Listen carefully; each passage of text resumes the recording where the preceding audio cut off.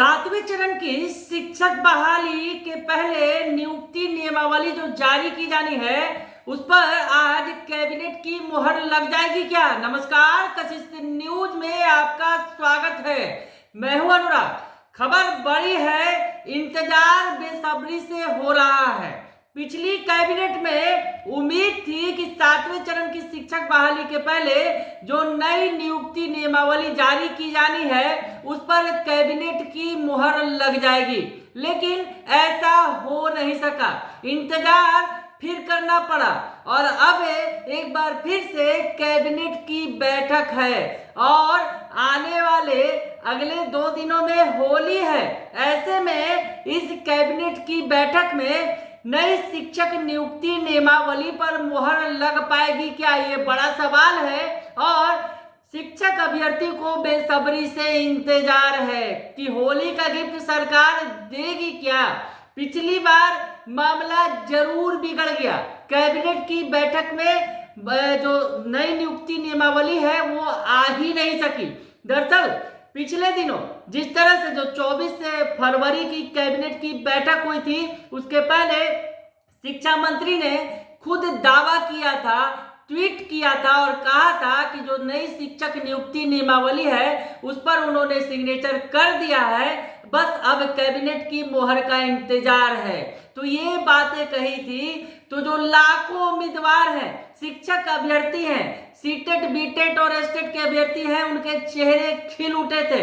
उम्मीदें बढ़ गई थी कि आज कैबिनेट की मुहर लग जाएगी और मामला जो सातवें चरण की शिक्षक बहाली का लटका पड़ा है वो आगे बढ़ेगा, क्योंकि नई नियुक्ति नियमावली जारी होने के बाद ही सातवें चरण का नोटिफिकेशन किया जाना है और उसके बाद उसी नई नियुक्ति नियमावली के आधार पर सातवें चरण की शिक्षक बहाली की जानी है। 3 लाख शिक्षकों की भर्ती का दावा शिक्षा मंत्री ने किया है और ऐसे में ये उम्मीद है, दरअसल आज जो बैठक है, महत्वपूर्ण बैठक है, सामने होनी है आज ये बैठक जो नीतीश कैबिनेट की बैठक, इस बैठक में उम्मीद जताई जा रही है कि शायद जो सातवें चरण की शिक्षक की बहाली के पहले जो नई नियुक्ति नियमावली जो शिक्षा विभाग ने तैयार कर ली है, जैसा कि शिक्षा मंत्री बार बार दावा कर रहे हैं, तो आज बैठक में कैबिनेट में इस पर मुहर लग जाएगी। हालांकि कई सारे पेच जिस तरह से पिछले दिनों सामने आए थे,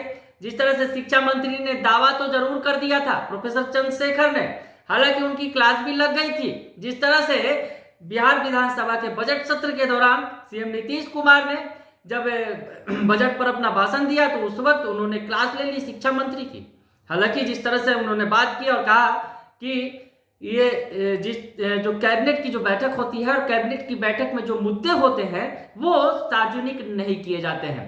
कैबिनेट में क्या कुछ होगा आज के बैठक में ये बताया नहीं जाता है, तो कहीं ना कहीं शिक्षा मंत्री को उन्होंने ज्ञान दे दिया भरी सदन में और कह दिया, और साथ ही साथ उन्होंने ये भी कहा कि पिछली कैबिनेट में इस तरह का कोई भी प्रस्ताव नहीं आया था, तो मुहर लगने की बात ही दूर की है। तो ऐसे में कहीं ना कहीं शिक्षा मंत्री जो प्रोफेसर चंद्रशेखर है बैकफुट पर थे और जिस तरह से अगर कहें तो कि इस सातवें चरण की शिक्षक बहाली पर महफिल लूटने की बात भी है। जैसा कि पीछे अगर सियासी गलियारों में जाकर देखें तो तेजस्वी यादव चाहते हैं कि शिक्षा विभाग उनके जिम्मे है, तो ऐसे में जो सातवें चरण की शिक्षक बहाली का जो पूरा श्रेय उनके जिम्मे आए, उनके मंत्री अगर ऐलान करें तो ऐसे में उन्हीं के जिम्मे आए और जो शिक्षा विभाग उनके जिम्मे है, तो ऐसे में जो बड़ी संख्या में नौकरियां देनी है, जैसा कि दावा भी उन्होंने वादा भी कर रखा है कि 10 लाख सरकारी नौकरी देंगे,